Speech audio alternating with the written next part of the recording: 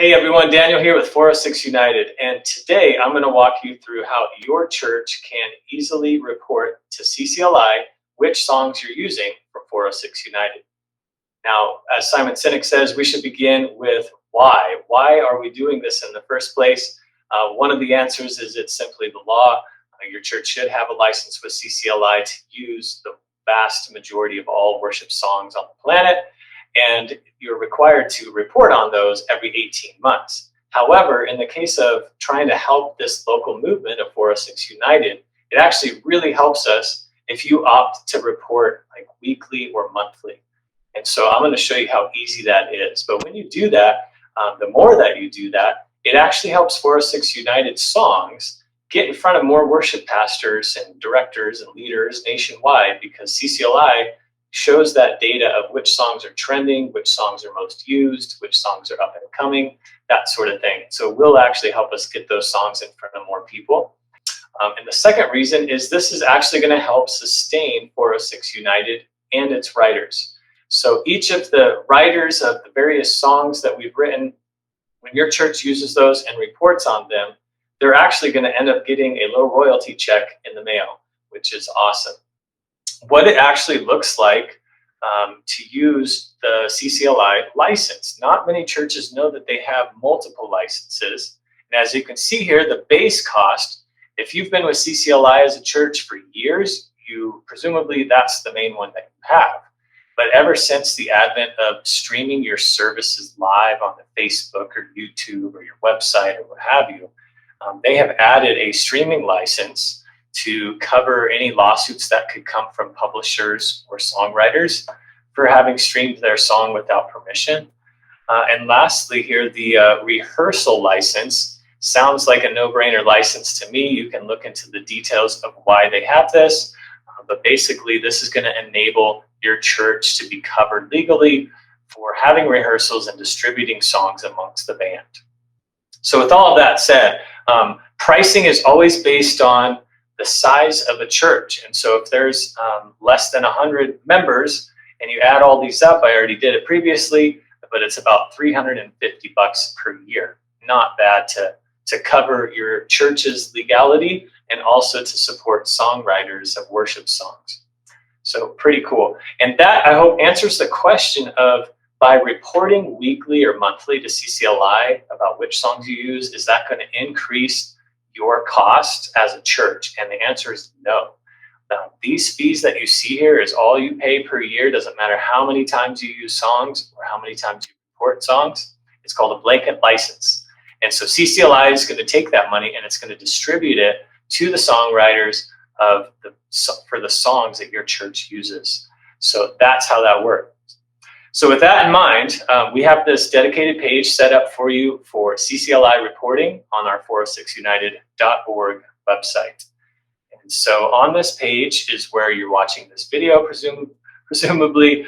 And the main point of this is we have all of our songs from this first album and their CCLI numbers listed right here to make this really easy. So all you're going to have to do is copy that first one. So if your church has been using Be Still, let's say you used it this last week or the last month, and that's what you're going to report on, copy that, and you're going to click on Report on CCLI. This is going to take you directly to the reporting page, and here you have to log in. Now this login is going to be whoever's the church admin at your church who set up the CCL license in the first place. They can actually add additional people on your team to be an admin user so that you can report if someone else isn't wanting to do it. Otherwise, you guys can just share your login around the church.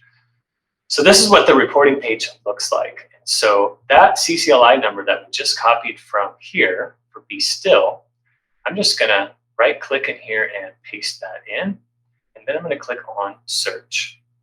And sure enough, that song comes up right here in their catalog, and we just click on Report.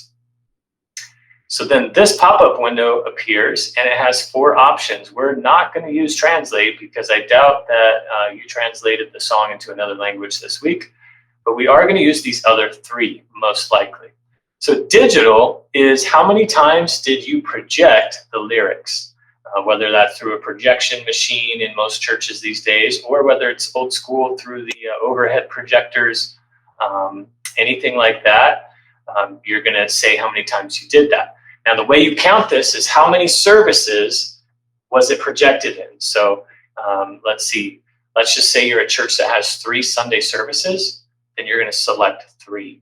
Or if you're a church that the youth group used it on Wednesday night, and then your church used it in a service on Sunday morning, 1 service, then the total's 2. It was projected 2 times. Now, if the song was used multiple times in the same service, that's okay. You don't count that. It's just how many services for the period in which you're reporting.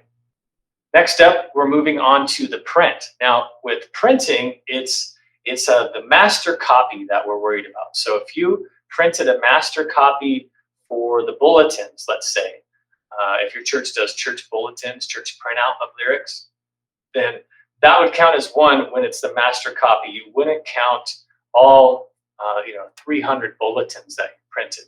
Okay, and that's why they put a limit on here. It only goes up to 9 in the first place. And then, so that would be 1 if your church does bulletins. And then if your band is using obviously a chord chart, I imagine, and you've got 8 people in the band, you don't select 8 here. You only select 1 as the master copy for the whole band.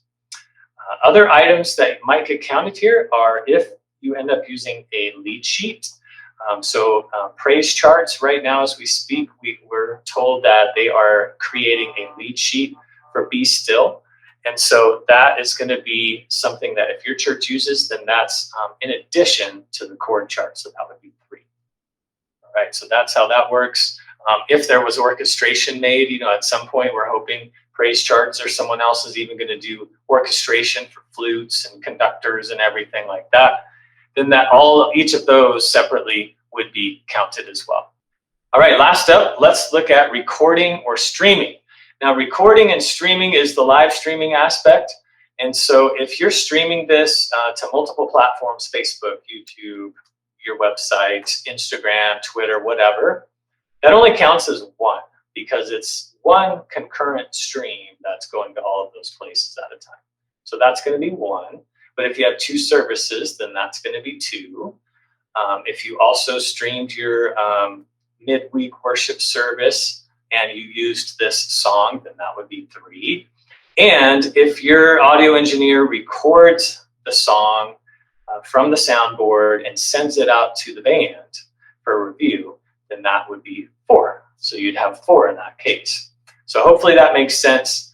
And in this case, I'm going to go ahead and hit 4, and over here I was going to do 2. So then I'd hit save, and let's just see if that can work. Yep, done. It says your song report has successfully been added. So that's how easy it is to report on this. And if you have any questions, obviously feel free to reach out to us. But additionally here, I've got a PDF link. So if you click that and download the PDF, then you or whoever's the admin that's going to be doing this at your church can easily follow along on this.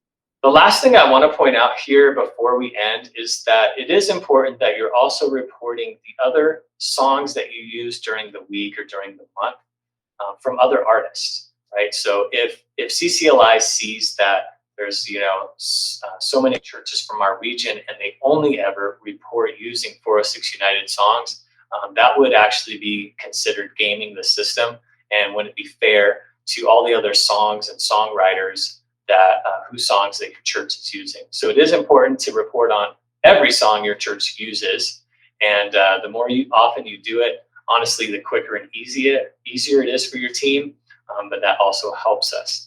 So thank you so much for watching this video and for reporting regularly on our songs. We really are blessed by that, and we pray that that is going to be a big part of sustainability for our community to continue this ministry of writing new songs that bless our churches. God bless. Have a great day.